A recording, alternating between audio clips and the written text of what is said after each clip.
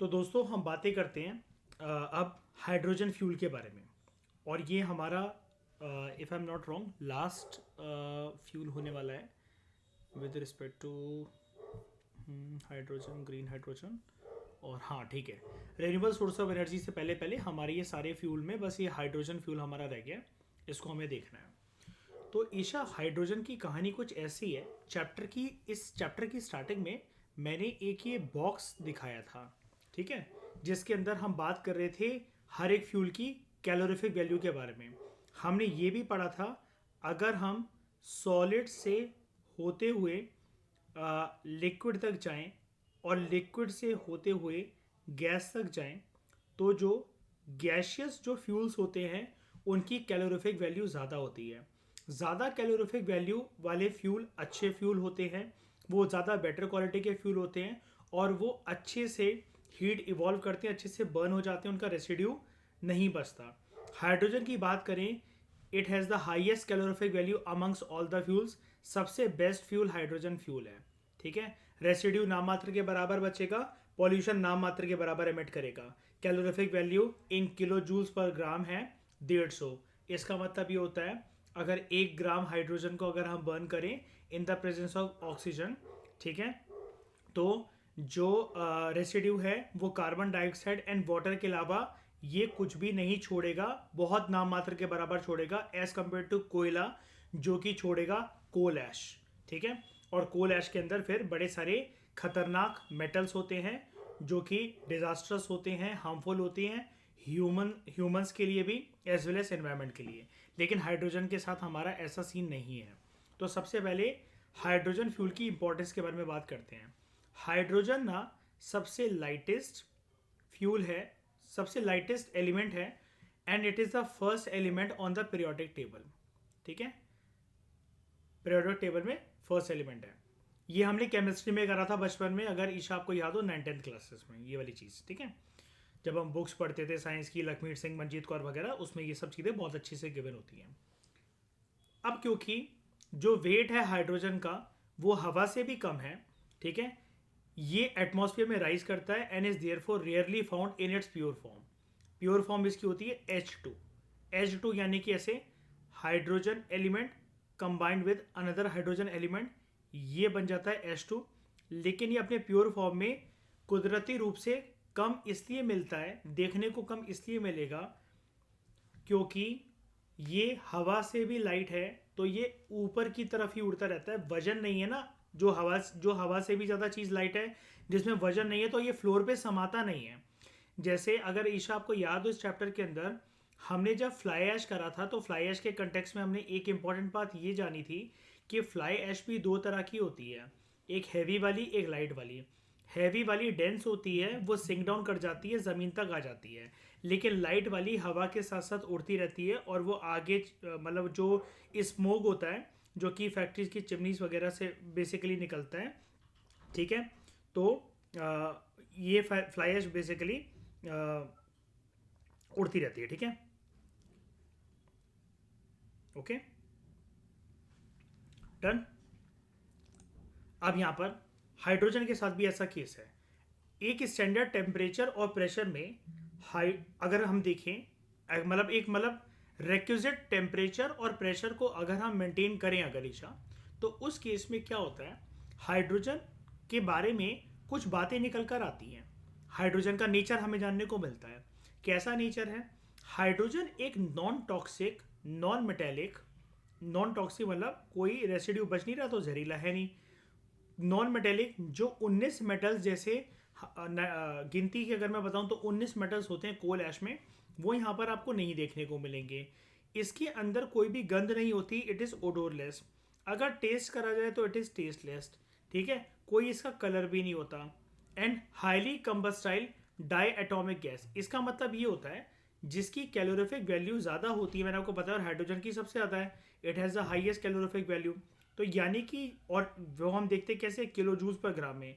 1 ग्राम अगर आप हाइड्रोजन को बर्न कर दो वो कंप्लीट तरीके से बर्न हो जाएगा, इसलिए हम लोग बोल रहे हैं इसको इट इज़ हाईली कंबस्टाइल। और इतना लाइट भी है ना, हवा से भी ज़्यादा लाइट है ईशा, तो वो पूरी तरीके से मतलब काइंड ऑफ जैसे कहते हैं ना कि जलने के बाद मतलब काइंड ऑफ मर मिटेगा, उसका कोई नामो निशान नहीं रह जाएगा। ऐसा है हाइड्रोजन का नेचर। ठीक है। हाइड्रोजन फ्यूल जो है वो जीरो एमिशन फ्यूल है। तो चलो एक बात सामने आ गई, जिसको अभी तक हम बेसिकली ईशा अभी तक ये पिक्चर पोर्ट्रे कर रहे थे हमारे इस चैप्टर में कि हाईएस्ट कैलोरीफिक वैल्यू हाइड्रोजन की है, तो रेसिड्यू बचता होगा तो नाम मात्र के बराबर बचता होगा। लेकिन राइटर हमें ये वाली चीज़ साफ तौर से क्लियर कर रहा है ईशा कि हाइड्रोजन जो है वो जीरो एमिशन फ्यूल है। कोई भी चीज़ एमिट नहीं होती है जब हाइड्रोजन जो है वो बेसिकली बर्न करा जाता है ऑक्सीजन के साथ। ये एक ऑल्टरनेटिव फ्यूल है that can be produced from diverse domestic resources such as natural gas, nuclear power, biomass and renewable power like solar and wind। ठीक है।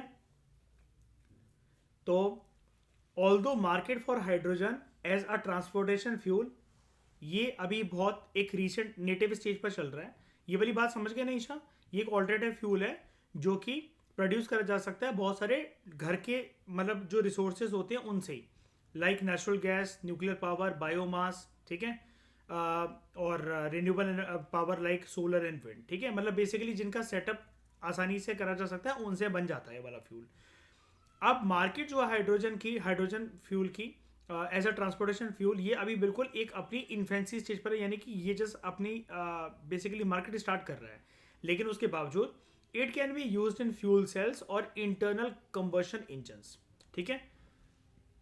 Internal combustion engine basically Isha ऐसे इंजन होते हैं जिसके अंदर आप जब भी किसी फ्यूल को डालते हो वो मतलब मैं ये तो नहीं कहता वो कंप्लीट तरीके से बर्न हो जाएगा, लेकिन उसको जलाते जलाते उसके इग्निशन जो पावर होती है इंजन की, फ्यूल के ऑब्वियसली बात है फ्यूल की प्रेजेंस में, फ्यूल की पावर को यूटिलाइज करते हुए जलाते हुए वो इंजन अपना जो वजन है, जो पेलोड है, जो एनर्जी है, जो थ्रस्ट है, जो फोर्स है, वो यूज करता है और वो किसी भी चीज को आगे लेकर चलता है। अब इसका एग्जांपल अगर मैं आपको समझाऊं कि मैं क्या बोल गया, ये जो फ्यूल है ये स्पेस क्राफ्ट प्रोपल्शन के लिए यूज होता है। अब स्पेस क्राफ्ट प्रोपल्शन मतलब क्या?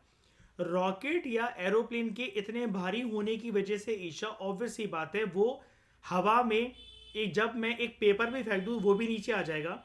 वो इसलिए नीचे आ जाएगा क्योंकि उसके पास इतनी कोई थ्रस्ट नहीं है एंटी ग्रेविटी पे जाने के लिए। ये फ्यूल इंटरनल कंबशन इंजन में जाकर बेसिकली एक तो कंप्लीट तरीके से बर्निंग कर रहा है, कोई रेसिड्यू नहीं छोड़ रहा।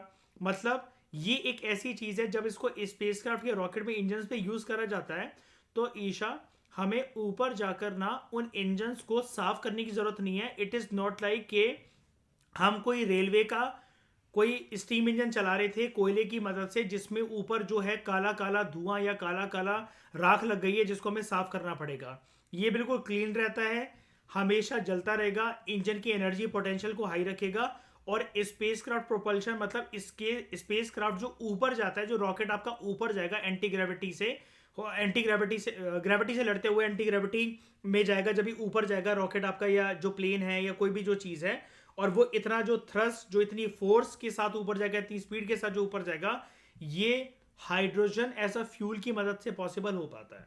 बात समझ में आई? ठीक है। हम बात करते हैं फिर अक्रेंस ऑफ हाइड्रोजन की। ये सबसे अबंडेंट एलिमेंट है हमारे इन्वायरमेंट के अंदर ऊपर, लेकिन राइटर बस आपको ईशा ये बता रहा था कि हाइड्रोजन जो है वो ट्रांसपोर्टेशन फ्यूल की तरह कम यूज करा जाता है, वो अपनी इन्फेंसी स्टेज पर है। ठीक है। अभी इसकी मार्केट डेवलप नहीं हुई है, लेकिन पर्यावरण के अंदर अच्छी खासी मात्रा में हाइड्रोजन अवेलेबल है। फ्यूल के तौर पर इसकी मार्केट अभी अभी ईशा डेवलप हो रही है, ये कह रहा है राइटर आपसे।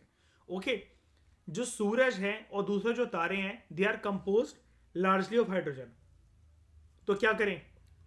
सूरज को तोड़ के ले आए और ये स्टार्स बाकी, वैसे सन भी एक स्टार ही होता है, ज्योग्राफी में आपको इतना तो पता ही अब तो है ना। लेकिन नियरेस्ट स्टार हमारा सन है। सन तक कोई पहुंच सकता है क्या? सन की अंदर जो हाइड्रोजन जो चीज़ है उसको हम लोग एक्सेप्ट कर सकते हैं क्या? बिल्कुल भी नहीं। ठीक है। एस्ट्रोनॉमर्स की अगर हम लोग माने, ठीक है, उनका ये मानना है कि 90% जो एटम्स होते हैं यूनिवर्स के अंदर वो हाइड्रोजन एटम्स होते हैं। ठीक है। और एटम आप जानते ही हो बहुत माइन्यूट पार्टिकल्स होते हैं जो कि नेकेड आई से विजिबल भी नहीं होते हैं, राइट। तो हाइड्रोजन जो है hydrogen is a component of more compounds than any other element. ठीक है, ये कहाँ पर आपको देखने को मिलता है? It is stored in water, H2O, hydrocarbon की फॉर्म में, लाइक मीथेन CH4, है ना, एंड अदर ऑर्गेनिक मैटर, मतलब जो भी लिविंग बीन्स है ना उनमें भी पाया जाता है. जैसे प्लांट जो है, वो प्लांट हैं, ह्यूमन बीन्स हैं, आसपास में कोई पानी है, आपके कोई पानी का सोर्स है, किसी प्रकार के हाइड्रोकार्बन है, इन सब में आपको कम ज़्यादा मात्रा में कह रहे हो लेकिन हाइड्रोजन की मात्रा आपको देखने को मिलेगी, चाहे कितनी भी मिले. तो one of the challenges of using hydrogen as a fuel comes from being able to efficiently extracted from these compounds. ठीक है, कि हम अगर इन सारे कंपाउंड से अगर हम हाइड्रोजन एज अ एलिमेंट को ईशा निकालना चाह रहे हैं तो चैलेंज ये आता है कि निकाले कैसे, हम लोग अलग करके सिर्फ हाइड्रोजन को कैसे खींचे. ठीक है, हम ये कैसे सुनिश्चित कर रहे हैं पानी में से कि H को H2 को अलग कर दे, O को अलग कर दे, मीथेन में से C को अलग कर दे, H4 को अलग कर दे. ठीक है, ये थोड़ा सा एक चैलेंजिंग टास्क है. ठीक है, molecular hydrogen is not available on earth in convenient natural reservoirs. मतलब ऐसा कुछ नहीं है. आपने जैसे कोयले के केस में देखा ईशा, वो कोल बेड मीथेन है उसके लिए. आपने शेल गैस की फॉर्म में देखा, शेल है उसके लिए. आपने कच्चे तेल के कंटेक्स्ट में देखा, क्रूड ऑयल, पेट्रोलियम रिजर्व्स, ये सारी चीज़ें हैं. लेकिन पृथ्वी पर राइटर आपको ये बता रहा है, ठीक है, कि हाइड्रोजन के कोई भी नेचुरल रिजर्वायर्स अवेलेबल नहीं है कि आप कहीं पर खुदाई कर रहे हो, माइनिंग कर रहे हो और आपको हाइड्रोजन मिल जाएगा. ऐसा नहीं है. ठीक है, अब बात करते हैं इसकी स्टोरेज की. लेकिन एक बात ईशा हमें साफ क्लियर कर दी गई है राइटर के द्वारा कि हाइड्रोजन जो है अच्छी खासी मात्रा में हमारे पर्यावरण में अवेलेबल है. ये पानी के अंदर मिल जाएगा आपको H2O की फॉर्म में, हाइड्रोकार्बन्स लाइक मीथेन CH4 की फॉर्म में मिल जाएगा और दूसरे ऑर्गेनिक मैटर में भी आपको मिल जाएगा. तो एक जो चैलेंज जो ये वो बेसिकली ये कह रहा है, सेम चीज़ वो प्रेजेंट कर रहा है. चैलेंज अगेन यही है कि हम इससे जो है इन सारे कंपाउंड से, वाटर हो गया, आपका जो ऑर्गेनिक मैटर है वो हो गया, ठीक है, इन सब से, और ये जो हाइड्रोकार्बन्स हो गए लाइक मीथेन, इनसे हम लोग हाइड्रोजन को एक्सट्रैक्ट नहीं कर सकते हैं. ठीक है, हाइड्रोजन जो है, लेकिन फिर भी अगर हम इसको एक्सट्रैक्ट कर सके किसी भी तरीके से, इसको आप फिजिकल तरीके से स्टोर कर सकते हो, गैसियस नेचर में भी और लिक्विड नेचर में भी. Storage of hydrogen as a gas, इसके लिए आपको हाई प्रेशर टैंक्स की आवश्यकता होती है. ठीक है ईशा, सिंपल सी बात है. अगर आपको गैसियस फॉर्म में हाइड्रोजन को स्टोर करना है ना, तो आपको हाई प्रेशर टैंक चाहिए पड़ेंगे.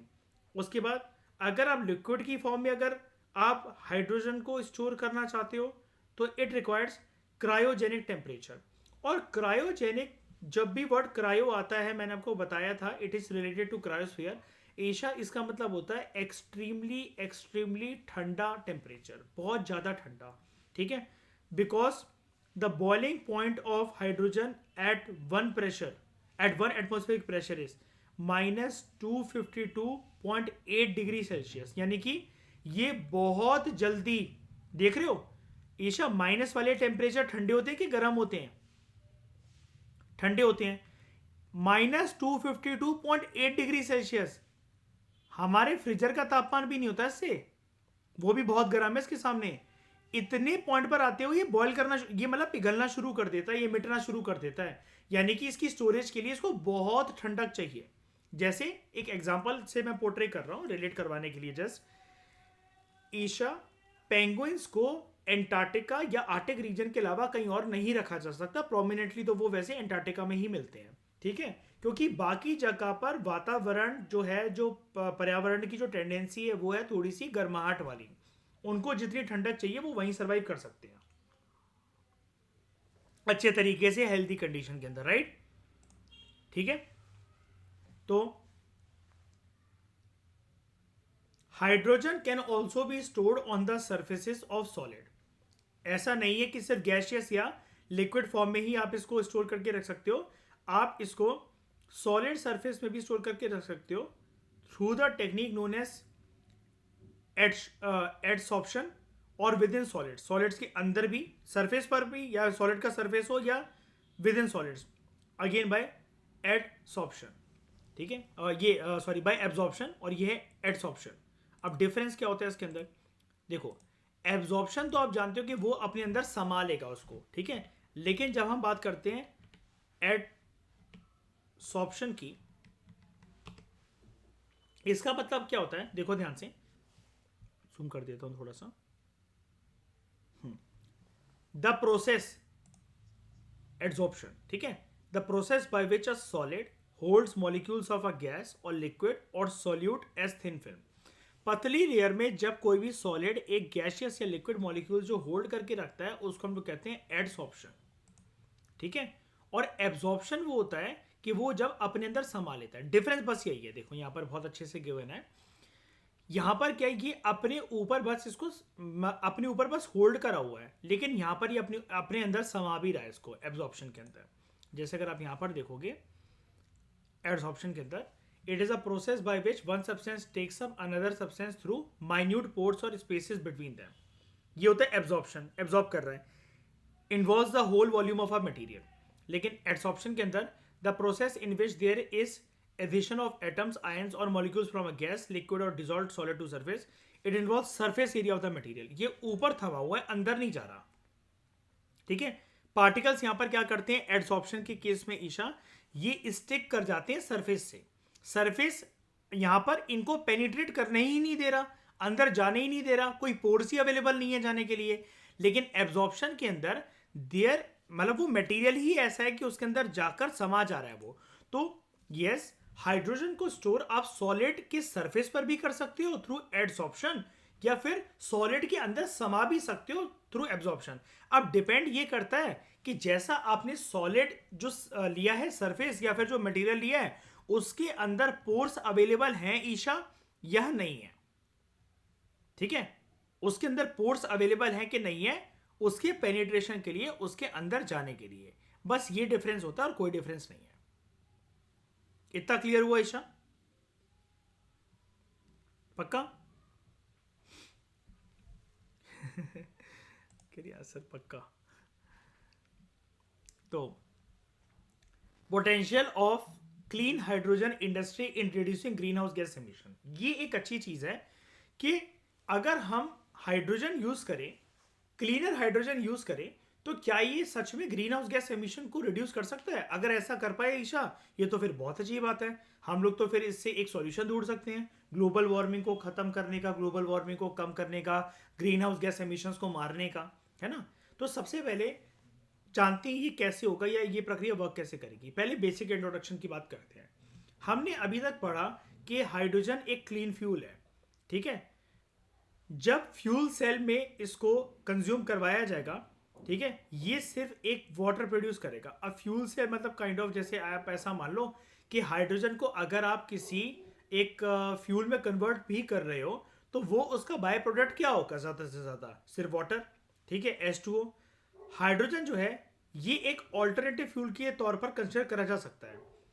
Efforts are under way by the government, सरकार प्रयास कर रही है, इंडस्ट्रियल बॉडीज प्रयास कर रही हैं towards clean, economical and safe hydrogen. साफ हो एक तो वो, ठीक है, इकोनॉमिकल मतलब कॉस्ट इफेक्टिव हो, एंड सेफ हाइड्रोजन प्रोडक्शन। ऐसा ना हो जाए कि कल को उससे कोई भोपाल गैस ट्रेजेडी वाला इवेंट हो जाए या फिर ब्लास्ट हो जाए, या फिर वो सेफ ना हो, गाड़ियां ब्लास्ट हो गई, पता चला उसके अंदर फ्यूल की तरह अगर डाला गया तो रॉकेट फट गया, ऐसा नहीं होना चाहिए। Safe hydrogen production and distribution for wide spread use in fuel cell electric vehicles. Electric vehicles में जो फ्यूल सेल है उनमें काम आ सकता है। इसके लिए मतलब अभी प्रयास चल रहा है कि इसको और ज्यादा क्लीन, इकोनॉमिकल और सेफ कैसे बनाया जा सकता है, as they are found to be more efficient than vehicles running on gasoline. Hydrogen के बेसिस पर जो ये फ्यूल सेल इलेक्ट्रिक व्हीकल्स हैं इनको ज्यादा एफिशिएंट माना जा रहा है एज कंपेयर टू वो व्हीकल जो कि गैसोलीन पर चलते हैं। गैसोलीन भी हमने देखा था एक अच्छा खासा सही मतलब ठीक फ्यूल होता है, लेकिन उससे भी ज्यादा better fuel cell electric vehicles मतलब बेसिकली माना जा रहा है। मतलब कुल मिलाकर हाइड्रोजन बेस्ड फ्यूल जो है वो अच्छे माने जा रहे हैं। Light duty fuel cell electric vehicles, they are now available in limited quantities to the consumer market in localized regions domestically and around the world। मतलब ऐसी जो गाड़ी है ना धीरे धीरे कर ये आना शुरू हो चुकी हैं, ठीक है। The energy in 2.2 pounds 1 kilogram of hydrogen gas, मतलब अगर 1 kg आप हाइड्रोजन गैस ले लो अगर आप पीछा, उसके अंदर अगर एनर्जी को चेक करो तो it contains about the same energy as the energy in 1 gallon. ठीक है, जितना 2.8 kg गैसोलीन में जितनी एनर्जी होगी ना, उतनी 1 किलोग्राम हाइड्रोजन में एनर्जी होती है। ठीक है, जितनी लगभग आप ऐसा कह लो 3 किलो गैसोलीन में जितनी एनर्जी है, उतने में हाइड्रोजन सिर्फ 1 किलो यूज हो रहा है सेम एनर्जी को प्रोड्यूस करने के लिए। तो हुआ ना ज्यादा एफिशिएंट ये, है ना, हुआ ना, ये जो बात कर रहा था कि गैसोलीन के बेसिस पर उसके कंपैरिजन में। ठीक है, अब यहां पर है Isha GAIL, gas authority of India limited. It starts GAIL started India made in project. Made in project का मतलब ये होता है, मतलब एक महारत बेसिकली इस प्रोजेक्ट में, जिसको बड़े टाइम से सोच रहे थे हम लोग लाने का, या जो बहुत कुछ रिमार्केबल रिजल्ट्स अचीव कर सकता है। तो GAIL started India made in project of blending hydrogen into natural gas system in Indore. Indore में ये एक प्रोजेक्ट चल रहा है gas authority of India limited का। जैसे हम लोग वो नहीं पढ़ते हैं ईशा, इथेनॉल ब्लेंडिंग प्रोग्राम हम पढ़ते हैं, पेट्रोल के अंदर डीजल के अंदर ब्लेंडिंग होती है ना, कुछ कुछ चीज़ें मिलाई जाती हैं। ऐसे ही नेचुरल गैस के अंदर हाइड्रोजन की ब्लेंडिंग की बात चल रही है। अब नेचुरल गैस के अंदर बात चल रही है हाइड्रोजन ब्लेंडिंग की, तो ऑब्वियस ही बात है, हाइड्रोजन के नेचर तो हमने देख लिए ईशा कि इसको सॉलिड फॉर्म में भी क्या कहते हैं रखा जा सकता है, लिक्विड फॉर्म में भी, गैसियस फॉर्म में भी।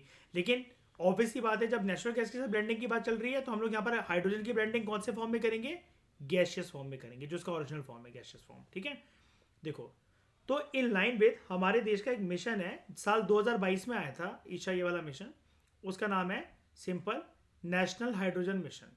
ठीक है, तो नेशनल हाइड्रोजन मिशन के बिल्कुल पैरेलली चलते हुए gas authority of India limited, GAIL ना एक पीएससी होता है ईशा, इसकी फुल फॉर्म है gas authority of India limited. ठीक है, इसने अपना पहला प्रोजेक्ट जो है ये चलाया था, जिसके अंतर्गत इसने हाइड्रोजन को मिक्स करा into the natural gas system to establish techno commercial feasibility of blending hydrogen in city gas distribution method. ठीक है, मतलब जिस तरीके से नेचुरल गैस जो यूज होती है पूरे के मतलब नॉर्मल जगह पर जहां पर सिविलियंस को यूज कर रहे हैं, तो गेल ने एक प्रोजेक्ट स्टार्ट करा।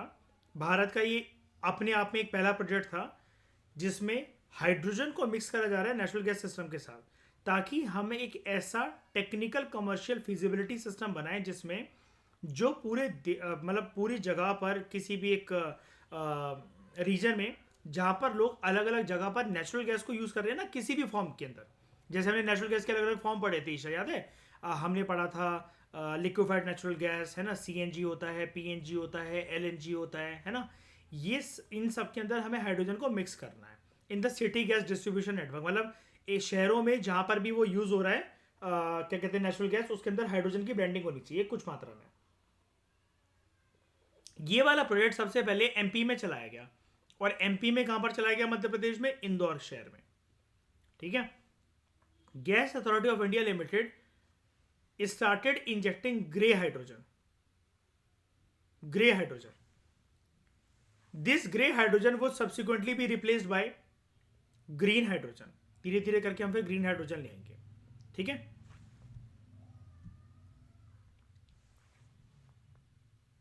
हाइड्रोजन ब्लेंडिंग नेचुरल गैस, मतलब जिस नेचुरल गैस में हम लोग हाइड्रोजन को ब्लेंड कर रहे हैं, तो hydrogen blended natural gas is being supplied to Avantika gas limited. ये gas authority of India limited का एक जॉइंट वेंचर है Hindustan petroleum corporation of India limited के साथ, एचपीसीएल के साथ। If I am not wrong यही फुल फॉर्म होती है इसकी, थोड़ा सा दिमाग से खिसक रहा है, मैं देख लूँ एक बार जरा। एचपीसीएल की फुल फॉर्म हिंदुस्तान पेट्रोलियम हाँ कॉर्पोरेशन लिमिटेड। ठीक है, सही है। ये आपने देखा होगा ना पेट्रोल पंप पर ये सिंबल देखा होगा आपने कहीं ना कहीं, एचपी, ये एचपी वाला। ठीक है, कहीं ना कहीं। ठीक है, तो Avantika gas limited one of GAIL's joint venture with HPCL for retailing of CNG to automobiles and piped natural gas to household in Indore. मतलब देखो उसका मकसद ये था ना कि पूरे शहर में जहां जहां नेचुरल गैस जिस जिस तरीके से यूज हो रही है वहां पर हाइड्रोजन की ब्लेंडिंग कर दी जाए। तो सीएनजी भी एक तरीके की नेचुरल गैस होती है, कंप्रेस नेचुरल गैस, जो गाड़ियों में डलती है। कई लोग अपने गाड़ी में पेट्रोल डीजल का सिस्टम खत्म करवा के सीएनजी सिलेंडर लगवा लेते हैं ना, सुना होगा आपने हरियाणा में, जैसे ओला उबर चलती हैं, बड़े सारे लोग सीएनजी पर चलाते हैं इनको।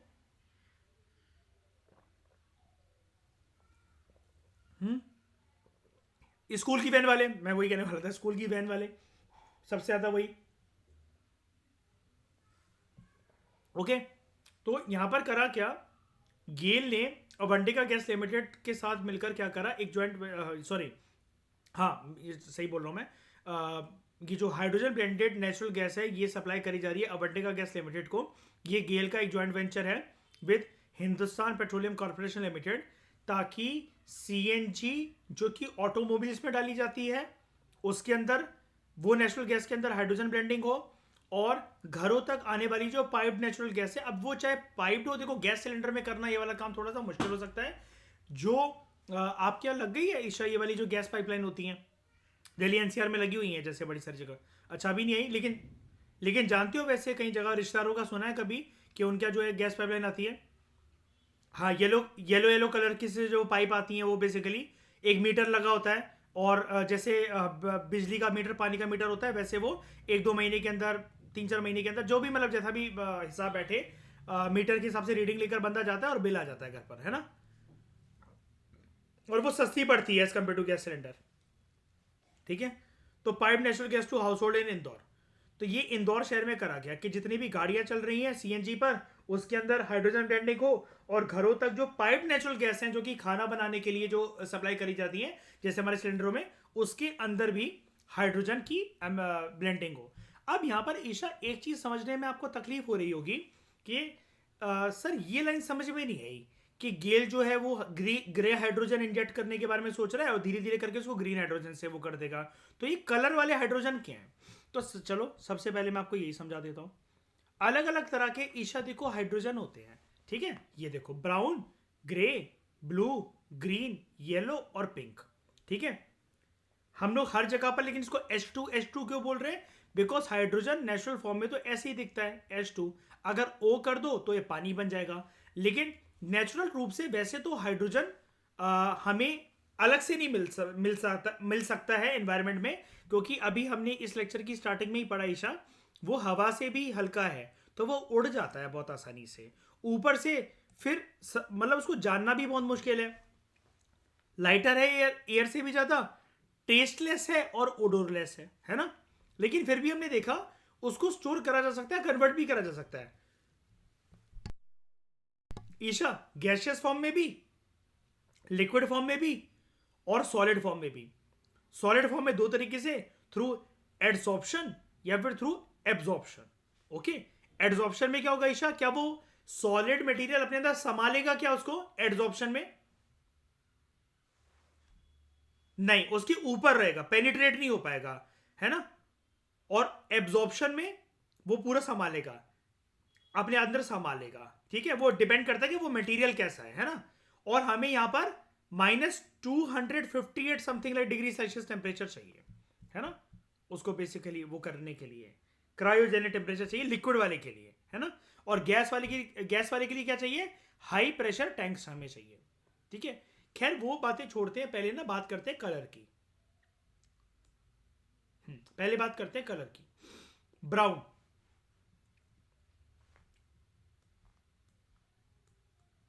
ब्राउन वाला जो हाइड्रोजन है, it is produced using other fossil fuels like brown coal. अब ब्राउन कोल कौन सा होता है, लिग्नाइट कोल, तो उस कोयले की मदद से ब्राउन हाइड्रोजन प्रोड्यूस हो सकता है यूजिंग अदर फॉसल फ्यूल्स। ये हार्मफुल होता है ऐसा वाला हाइड्रोजन एनवायरनमेंट के लिए, ठीक है, क्योंकि हद से ज्यादा, हद से एक्सॉर्बिटेंट अमाउंट ऑफ, एक्सॉर्बिटेंट का मतलब होता है ईशा हद से ज्यादा CO2 रिलीज होगा एटमॉस्फेयर में, ठीक है। फिर होता है ईशा एक आपका ये ग्रे हाइड्रोजन, ठीक है, नियरली 95% जो हाइड्रोजन जो ग्लोबली प्रोड्यूस करा जाता है वो ग्रे हाइड्रोजन ही होता है, and is mainly use in industrial applications. It is produce using fossil fuels such as natural gas और methane CH4 through steam reforming.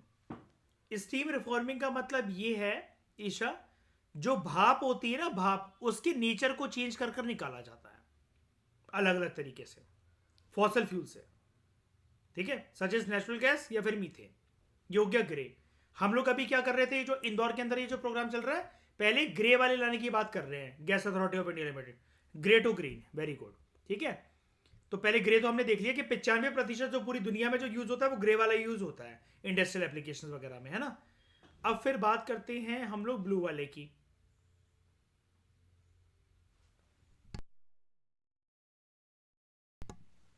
इन्होंने बॉक्सेस के कलर भी वैसे ही बना रखे हैं जिस जैसा हाइड्रोजन होता है, ठीक है। Blue, it is produce using same process and technique to make grey hydrogen, बिल्कुल वैसे ही बनता है ये। कैसे? और ग्रे हाइड्रोजन कैसे बन रहा था? थ्रू स्टीम रिफॉर्मिंग, ठीक है। तो ब्लू भी ऐसे ही बन रहा है, ठीक है। बट यहां पर CO2 रिलीज नहीं होता है, instead CO2 is captured using carbon capture and storage technology, जिसको हम एक तरीके से क्या बोलते हैं, एक टेक्निकल टर्म होती है इसके लिए ईशा, कार्बन सीक्वेस्ट्रेशन। सीक्वेस्ट्रेशन का मतलब होता है किसी भी चीज को निचोड़ कर रख लेना, उसको रिलीज नहीं होने देना, ठीक है। कार्बन सीक्वेस्ट्रेशन, समा लेना। वैसे ये जो सीक्वेस्ट्रेशन वर्ड होता है ना, कहते हैं कि कार्बन ना बहुत ज्यादा नेचुरल तरीके से अगर आपको सीक्वेस्टर करवाना है ना, तो बहुत ज्यादा पौधे लगा दो, CO2 उसकी वजह से अपने आप ही सीक्वेस्टर हो जाता है,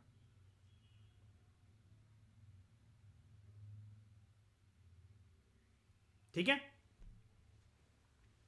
तो it is captured using carbon capture and storage technology. It meets the low carbon threshold and mitigates the environmental impact to an extent, ठीक है।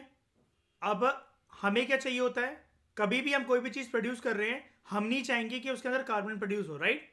तो ये जो हम चाहते हैं ना कि एक कार्बन का थ्रेशोल्ड कम से कम हो, थ्रेशोल्ड समझते हो, अपर लिमिट, वो अपर लिमिट कम से कम होनी चाहिए कार्बन रिलीजिंग की, है ना। तो it meets a low carbon threshold and mitigates the environmental impact to an extent, एक हद तक। लेकिन फिर भी ज्यादातर हमें इस केस में ग्रे सही लग रहा है ना। बात करते हैं उसके बाद ग्रीन हाइड्रोजन की।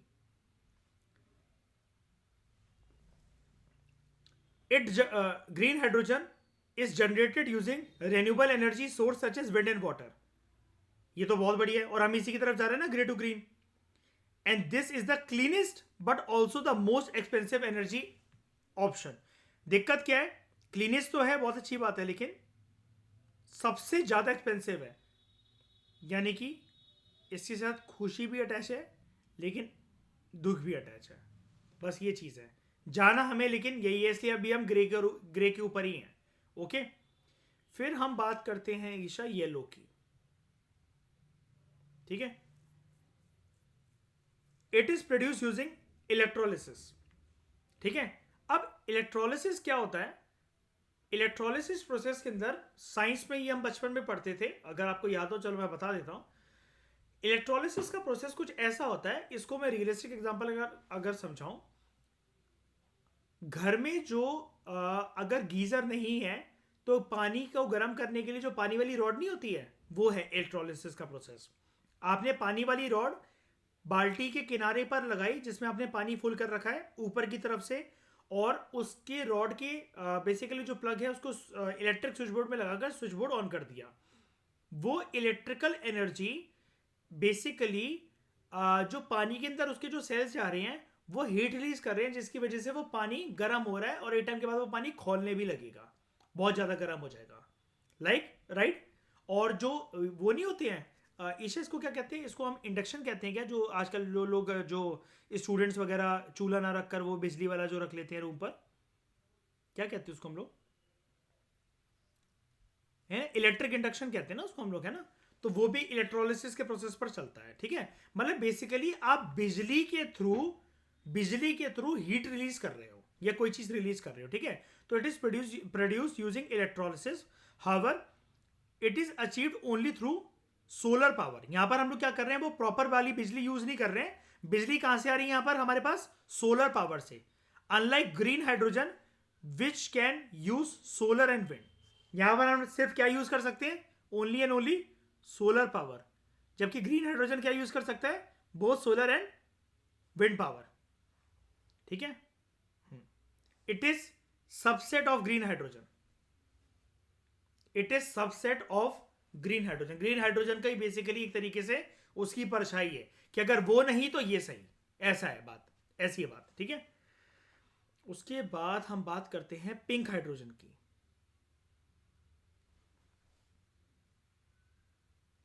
It is produced by splitting water, it is produced by splitting water using electrolysis, ठीक है।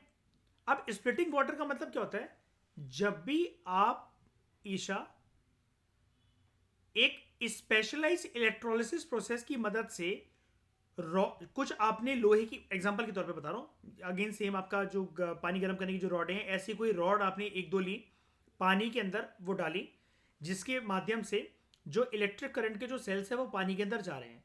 इसकी वजह से कभी कभार ऐसा होता है कि H2 अलग हो जाता है और O अलग हो जाता है, इसको कहते हैं स्प्लिटिंग ऑफ वाटर, ठीक है। तो it is produce by splitting of water, क्योंकि हमें O नहीं चाहिए, अगर O चाहिए होगा तो वो हाइड्रोजन थोड़ी ना रहेगा ईशा, फिर तो वो पानी बन गया। हमें O को अलग करना है ना, तो हमें वाटर को स्प्लिट करना पड़ेगा, और वाटर के अंदर दो ही चीजें होती हैं, एक हाइड्रोजन है एक ऑक्सीजन है। हाइड्रोजन के दो हमारे पास वो हैं एलिमेंट्स हैं अवेलेबल, एटम्स अवेलेबल हैं। तो it is produce by splitting water using electrolysis, but it uses nuclear energy as its power source, ठीक है। लेकिन ये पिंक वाला फिर खतरनाक भी बहुत है ना। इट यूजेस न्यूक्लियर एनर्जी और एक्सपेंसिव भी है, कॉस्ट इफेक्टिव नहीं होगा इतना ज्यादा। न्यूक्लियर एनर्जी पावर प्लांट घर पे लगा लोगे आप ठीक है।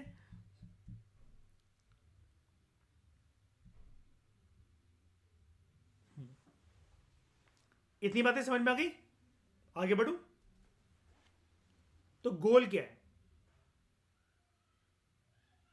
The government is planning to blend 15% green hydrogen with pipe natural gas. अभी क्या है, वैसे प्लानिंग चल रही है, लेकिन अभी क्या फिनोमेना है, अगर मैं ऐसे ग्रीन वर्ड को हटा दूं तो सरकार अभी क्या कर रही होगी, ग्रे, ग्रे, क्योंकि ईशा देखो प्लानिंग चल रही है, अभी हुआ नहीं है। और ग्रीन वाले के अंदर हमने एक समस्या देखी है, वो अच्छा तो बहुत है हर एक सेंस में, लेकिन एक्सपेंसिव है, ये मैंने बताया ना, देखो सुख और दुख, ठीक है तो government is planning to blend 15% green hydrogen with pipe natural gas for domestic commercial and industrial consumption, ठीक है। और ऐसा प्रोग्राम सबसे पहले किसके द्वारा स्टार्ट करा गया है, gas authority of India limited के द्वारा। कहां पर स्टार्ट करा गया है, मध्य प्रदेश में, इंदौर में, जिसमें दो चीजों की बात करी गई है, नेचुरल गैस ऑटोमोबाइल में जो यूज हो रहा है in the form of CNG, और पाइप्ड नेचुरल गैस जिसके जो कि घरों में खाना बनाने के लिए कुकिंग गैस के तौर पर वो सप्लाई करी जा रही है ना। तो वहां पर क्या है, उसमें हाइड्रोजन की ब्लेंडिंग करनी है हमें, ठीक है। Pipe natural gas to households, वहां पर हमें हाइड्रोजन की ब्लेंडिंग करनी, कितनी करनी है, 15%। सरकार का मकसद क्या है कि ग्रीन वाला हम लोग यूज करें, लेकिन अभी कौन सा यूज कर रही है सरकार, ग्रे। अब बीच में ये सारी बातें जो गेल ने करी, गेल ने जो ये सारे स्टेप्स लिए, हम बात कर रहे थे, it is aligned with national hydrogen mission, right, 2022। तो क्या है ये मिशन, इसके बारे में जानते हैं। National hydrogen mission, energy transition is under way at an exceptional level and several countries are betting on hydrogen to emerge as a top clean fuel. मतलब पहले आपको एक मतलब बेसिकली एक बेसिक इंट्रोडक्शन दे रहा है, ठीक है। अच्छा माइक बंद कर लो, जब मैं कुछ पूछूंगा तब बोलना, बैकग्राउंड नॉइज आ रही है क्योंकि आपकी, ठीक है, कोई बात नहीं। एनर्जी ट्रांजिशन जो है वो दुनिया भर में चल रही है, जैसे हमने ईशा देख ही लिया अभी तक इस चैप्टर के अंदर। एनर्जी ट्रांजिशन में कोल बेड मीथेन की बात चल रही है, शेल गैस की बात चल रही है, solar power, wind power, hydro electric power, है ना, थर्मल पावर, न्यूक्लियर पावर, बहुत सारी चीज़ों के ऊपर लोग बेट कर रहे हैं। उनमें से बड़ी सारी कंट्रीज जो है हाइड्रोजन के ऊपर भी बेट करना चाहती हैं। क्यों करना चाहती हैं, बिकॉज रिसेंट ईयर्स में, रिसेंट डिकेड्स में देखा गया कि it is the top clean fuel.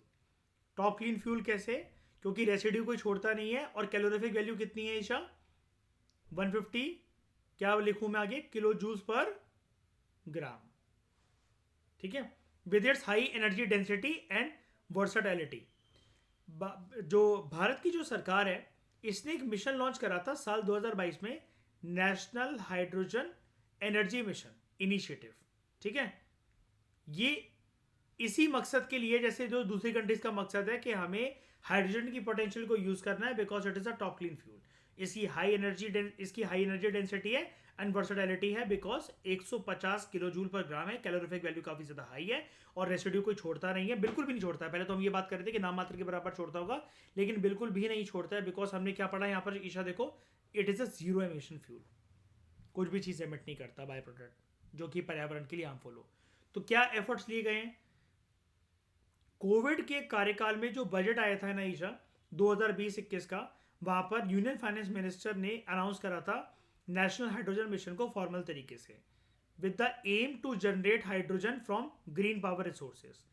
National green hydrogen mission को अप्रूव कर दिया गया था यूनियन कैबिनेट के द्वारा 4 जनवरी 2022 को, और फिर 1 फरवरी में जब बजट आता है, ये सॉरी बजट तो चलो पहली, बजट में तो पहली अनाउंसमेंट हो चुकी थी, अगले साल इसको, अगले साल भी नहीं 2 साल के बाद, क्योंकि कोविड का कार्यकाल चल रहा था ना उस टाइम पर, सेकेंड वेव 2021 में आई थी, तब भी ये होल्ड पर रह गया। जब सब कुछ शांत हो गया तो जनवरी 2022 में इसको कैबिनेट से अप्रूवल मिल गया, with intended objectives of making India a leading producer and supplier of green hydrogen in the world. ठीक है, अब इंडिया के लिए चैलेंजेस क्या हैं? इंडिया के लिए चैलेंजेस क्या हैं? तो वन ऑफ द प्रोमिनेंट या कोलोसल चैलेंजेस, मतलब सबसे, मतलब ऐसे नहीं कहते जैसे हम लोग की एक बहुत प्रोमिनेंट चैलेंज, गंभीर चैलेंज जो है वो इंडिया के सामने, वो ये है colossal challenge face by industry. ये इंडस्ट्री फेस कर रही है, हमारी प्राइवेट इंडस्ट्रीज फेस कर रही हैं, for using hydrogen commercially is the economic sustainability of extracting green और ब्लू हाइड्रोजन। मतलब बात केस की है, बात है यहां पर ईशा इकोनॉमिक सस्टेनेबिलिटी की, यानी कि जो, समझना ईशा, जो कॉस्ट ऑफ एक्सट्रैक्शन होगी, प्राइवेट इंडस्ट्रीज क्या फेस कर रही है क्वेश्चन, जो कॉस्ट ऑफ एक्सट्रैक्शन होगी हाइड्रोजन की, क्या बेचने के बाद हाइड्रोजन को वो कॉस्ट रिकवर हो पाएगी? कोई भी कंपनी अगर ये काम करेगी कमर्शियल स्केल पर, तो क्या वो सोशल अप्रोच के साथ करेगी, प्रो सोशल अप्रोच के साथ करेगी? बताओ, कि समाज का भला करना है प्रॉफिट मेकिंग के साथ ना, प्रॉफिट मैक्सिमाइजेशन के लिए, कि जितनी लागत उनको आई है ना, उतने की रिकवरी तो हो ही सके, प्लस और क्या हो सके, प्लस प्रॉफिट हो सके उनका, राइट?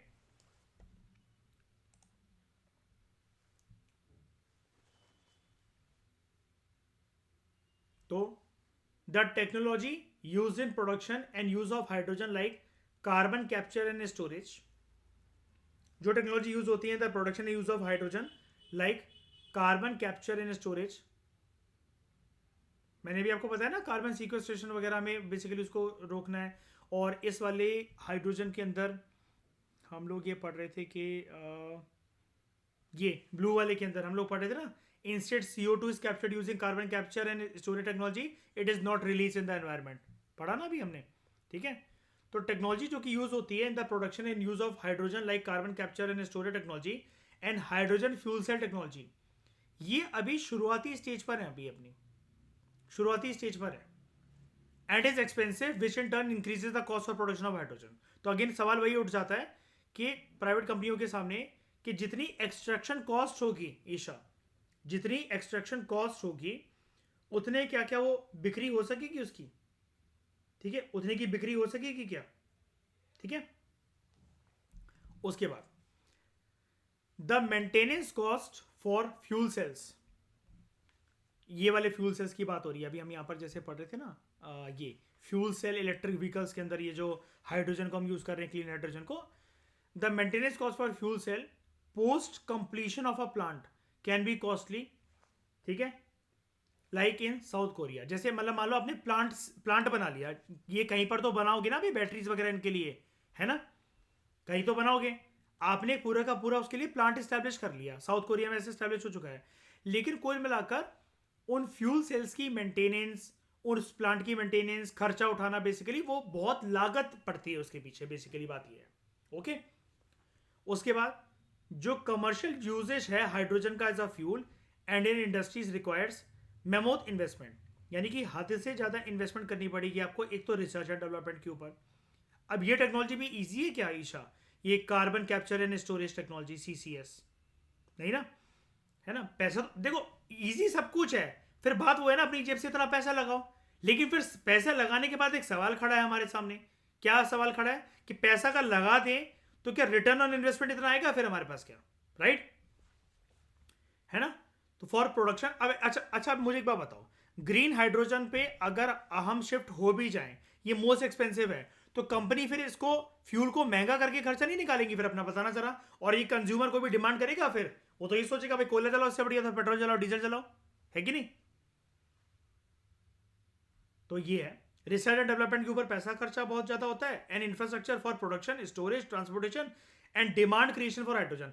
अब लिक्विड वाले को ही देख लो, लिक्विड हाइड्रोजन को ही देख लो, -252.8 डिग्री सेल्सियस का टेम्परेचर इसके लिए चाहिए। इंफ्रास्ट्रक्चर सोच रहे हो कितना कॉस्टली होगा इतना, इतनी ठंडक पैदा करने के लिए, है कि नहीं? Various types of hydrogen based on the process of production, hydrogen can be classified into, ये मैंने सारे करवा दिए, क्लियर है अब तो आपको, green, blue, pink, green, blue, pink, grey और येलो, और इसके अलावा हमने ब्राउन भी पढ़ा। इनमें से सबसे बेस्ट कौन सा है? ग्रीन, लेकिन वो सबसे ज्यादा एक्सपेंसिव है। तो अभी हम लोग किस पे रिलाई करते हैं इंडिया में? ग्रे, और ये दुनिया भर में ये सबसे ज्यादा ग्रे यूज होता है, 95% है ना? ठीक है, अब हम एक बार इसको देख लेते हैं, ग्रीन हाइड्रोजन को। हाइड्रोजन प्रोड्यूस कैसे होता है?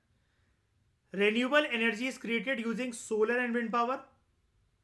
क्योंकि देखो हमें अलग करना है इसको, पानी या किसी भी चीज से एच को अलग करना है ना? तो यार अब वैसे बिजली जलाएंगे तो कॉस्टली नहीं पड़ेगी, घर वाली बिजली जलाएंगे तो बेटर ये है कि रेन्यूएबल एनर्जी को यूज करा जाए। अब उसके बाद क्या होता है, जो मैं दो रॉड नहीं बता रहा था आपको, जैसे पानी की रॉड होती है ये गर्म करने के लिए पानी को, ऐसी एक रॉड लगाई। इस प्रोसेस को क्या कहते हैं ईशा हम लोग? Electrolysis process. Power is the power is feeds is feeded, क्या इंग्लिश लिखी है? The power is feeded into the system known as electrolyser. ये पूरे सेटअप को क्या कहते हैं? Electrolyser, which separates water into hydrogen and oxygen. यही मैंने आपको नीचे बताया अभी कि हमें पिंक के अंदर जैसे ये बात कर रहा था वाटर को स्प्लिट करने की, एच को अलग करना है, ओ को अलग करना है, राइट? उसके बाद अब ये H2 जो हमारे पास आया, हाइड्रोजन गैस इज स्टोर्ड इधर एज कंप्रेस्ड गैस और लिक्विड। अगर वो CNG है तो वो कहां यूज होगी? कहां यूज होगी? व्हीकल्स में, है ना? और अगर वो LNG है तो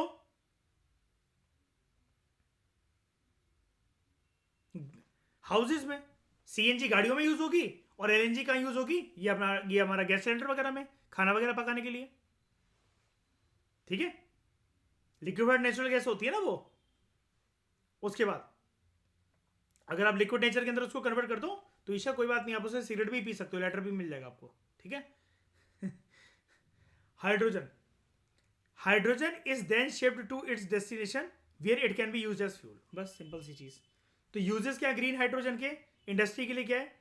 स्टील इंडस्ट्री में काम आ सकता है, केमिकल इंडस्ट्री में, रिफाइनरीज में, ट्रांसपोर्टेशन में, shipping, aviation, cars, trucks, buses, यानी कि सारे ऑटोमोबाइल में, हीटिंग के लिए cement manufacturing, paper manufacturing, residential and commercial building, residential commercial purpose के लिए, और पावर जनरेशन के लिए, ओके? और अच्छी बात क्या है, ये जीरो एमिशन फ्यूल है, सबसे बड़ी बात। इन सारी चीजों के लिए अगर हम लोग यूज करें तो ये सारी इंडस्ट्रीज बहुत ज्यादा पॉल्यूशन रिलीज करती हैं, बहुत ज्यादा। ट्रांसपोर्ट को तो देख ही लो, पेपर इंडस्ट्री वगैरह को आप देख लो, रेसिडेंशियल कमर्शियल उसको देख लो। जब भी यहाँ पर कोई और फ्यूल यूज होता है हद से ज्यादा एमिशन होती हैं कार्बन वगैरह की। लेकिन ये वाला फ्यूल हमारा है कैसा? हमने क्या कंक्लूड करा था यहाँ पर? जीरो एमिशन फ्यूल है, क्योंकि इसकी कैलोरीफिक वैल्यू सबसे सुप्रीम है, 150 है। 150 क्या है? किलो जूस पर ग्राम। शाबाश। लास्ट चीज, steps taken by the government to emphasise green hydrogen, ठीक है? निर्मला सीतारमन जो कि यूनियन फाइनेंस मिनिस्टर अभी भी हैं, उन्होंने 2021-22 की बजट स्पीच में अनाउंस करा था कि हाइड्रोजन एनर्जी मिशन जो है सरकार उसको लॉन्च करने जा रही है, to produce hydrogen from renewable sources. इस साल का जो बजट आया ईशा, 2023 का जो इस साल का जो बजट था, 1 फरवरी 2023 को जो लॉन्च हुआ था, निर्मला सीतारमन, हमारी union finance minister, she also announce an additional 19,700 crore rupees towards government green hydrogen mission. पैसा ज़्यादा एलोकेट करने की बात करी गई ताकि हम कार्बन इंटेंसिटी को कम कर सके और फॉसल फ्यूल के यूज को कम कर सके, लाइक कोल, पेट्रोलियम, ठीक है, crude oil, diesel etcetera. She also announce the 5 million ton target. कितना target? 5 million ton target for green hydrogen production by 2030। IOC, Indian oil corporation ने एक एग्रीमेंट साइन करा है नॉर्वे के साथ, with green state Norway, for setting up a centre of excellence on hydrogen, जहां पर research and development को jointly promote करेंगे इंडिया और Norway for the production of green and blue hydrogen between Norwegian and Indian research and development institutions और universities. ठीक है, दोनों साथ मिलकर कोलैबोरेशन करने वाले हैं, क्योंकि ये दोनों अच्छे हैं, ग्रीन और ब्लू हाइड्रोजन, है ना। लेकिन इसके अंदर बात क्या है ईशा? टेक्नोलॉजी हमें चाहिए कार्बन कैप्चर और स्टोरेज की, ठीक है। कार्बन इम्पैक्ट तो कम हो ही जाएगा, लेकिन वो टेक्निक चाहिए कि कार्बन को स्टोर कर सके। ग्रीन के अंदर सब कुछ बढ़िया है लेकिन एक्सपेंसिव है, तो मतलब उसको और ज्यादा सस्ता अफोर्डेबल कैसे बनाया जा सकता है और कैसे बेटर तरीके से यूटिलाइज करा जा सकता है, इसके लिए कौन कौन काम कर रहा है? इंडिया और नॉर्वे, ठीक है, उनके रिसर्च एंड डेवलपमेंट इंस्टीट्यूशंस और यूनिवर्सिटीज। तो अंडर द ईजीस का मतलब ऐसा होता है, जैसे मैं बार बार लेक्चर में एक वर्ड यूज नहीं करता रहता, under the support, under the छत्र छाया ऑफ, ठीक है, strategic clean energy partnership, SCEP, SCEP, strategic clean energy partnership. ये किसके बीच में strategic clean energy partnership? India और यूएसए के बीच में, यानी कि इंडिया और नॉर्वे भी काम कर रहे हैं इसके ऊपर मिलकर, इंडिया और यूएसए भी काम कर रहे हैं। They recently have set up a task force to mobilise finance and speed up green energy development, ठीक है, पैसा दोनों मिलकर इकट्ठा कर सके एंड ग्रीन एनर्जी डेवलपमेंट को प्रमोट कर सके। तो स्टेप्स क्या लिए गए प्राइवेट सेक्टर के द्वारा? Reliance Industries Limited, it is investing 75,000 crore in its new business focused on clean energy, which includes solar and green hydrogen, ठीक है। Reliance Industries Limited is investing 75,000 crore अपने नए बिजनेस में, which is focused on clean energy and includes solar and green hydrogen. Reliance Industries, Indian Oil, NTPC, Adani Enterprises, GSW Energy and Acme Solar, ये सब मतलब वो हैं कुछ इसमें से। NTPC जैसे नेशनल थर्मल पावर कॉर्पोरेशन, ये सब कुछ PSUs और प्राइवेट सेक्टर का एक कोलैबोरेशन है, ठीक है Isha. They are all in green hydrogen game. इसका मतलब क्या? ग्रीन हाइड्रोजन गेम के अंदर ये लोग सब पीछे पड़े हुए हैं कि हम ग्रीन हाइड्रोजन को प्रोड्यूस करेंगे, डेवलप करेंगे, एक्सट्रैक्ट करेंगे ज़्यादा से ज़्यादा, ठीक है, बनाएंगे, with Adani group having a tie up with France. तो हमारी किस किस के साथ, कौन कौन सी कंट्रीज के साथ कोलैबोरेशन चल रही है? चाहे भले वो पूरी की पूरी तरफ से सरकार की तरफ से चल रही हो, प्राइवेट सेक्टर की तरफ से चल रही हो, या फिर PPP मॉडल के अंदर चल रही है दूसरी कंट्रीज के साथ। एक नॉर्वे के साथ चल रहा है, एक यूएसए के साथ चल रहा है, एक फ्रांस के साथ चल रहा है, ठीक है। तो ये जो हमारा टॉपिक था ईशा, नॉन रिन्यूएबल सोर्सेस, ये सारा हमारा कंप्लीट हो गया है। अब हम बात करेंगे 3.6.1, ये इसमें सारा हमने कर लिया था। अब हम बात करेंगे अगले लेक्चर से रिन्यूएबल सोर्सेज ऑफ एनर्जी के बारे में, ठीक है। आई होप ये आपको बहुत अच्छे से समझ में आया होगा, ठीक है। आ गया ना समझ में? पक्का? कोई डाउट तो नहीं है? कुछ टाइप्स ऑफ हाइड्रोजन है, उसके कलर वगैरह के बारे में जानना है, एक्सट्रैक्ट कैसे करते हैं, कुछ भी क्या है, दिक्कत क्या है, इतना तो पता लग गया ना सबसे बेस्ट फ्यूल है, ठीक है। कितनी कैलोरीफिक वैल्यू होती है इसकी? आगे बोलो, आगे बोलो। 150 क्या पर ग्राम, ठीक है। और क्या कुछ रिलीज करता है रेसिड्यू अपना? कुछ भी हल्का सा भी नहीं। ये कैसा है? जीरो एमिशन वाला फ्यूल है, ठीक है। तो इस डिस्कशन में फिलहाल इतना ही। Thank you very much for discussion.